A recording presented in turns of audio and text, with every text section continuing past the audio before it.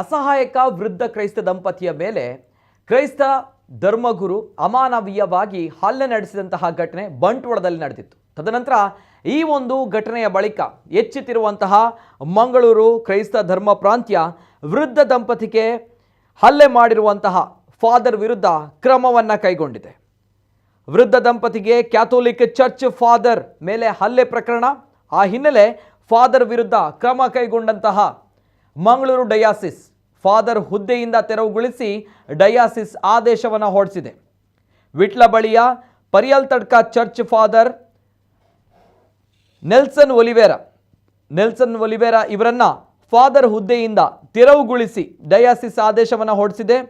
ವೃದ್ಧ ದಂಪತಿ ಮೇಲೆ ಹಲ್ಲೆ ನಡೆಸಿರುವಂತಹ ವಿಡಿಯೋ ವೈರಲ್ ಆಗಿತ್ತು. ಆ ವೈರಲ್ ಆಗಿರುವಂತಹ ವಿಡಿಯೋ ಹಿನ್ನೆಲೆ ಫಾದರನ್ನು ಹುದ್ದೆಯಿಂದ ತೆರವುಗೊಳಿಸಲಾಗಿದೆ.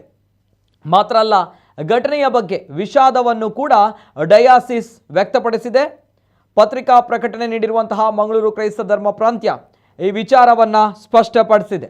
ಅಂದರೆ ಫಾದರ್ ಹುದ್ದೆಯಿಂದ ಈ ನೆಲ್ಸನ್ ಒಲಿವೇರಾ ಅನ್ನುವಂತಹವರನ್ನು ವಜಾಗೊಳಿಸಲಾಗಿದೆ ಅನ್ನುವಂತಹ ಮಹತ್ವದ ಆದೇಶವನ್ನು ಮಂಗಳೂರು ಕ್ರೈಸ್ತ ಧರ್ಮ ಪ್ರಾಂತ್ಯ ನೀಡಿದೆ.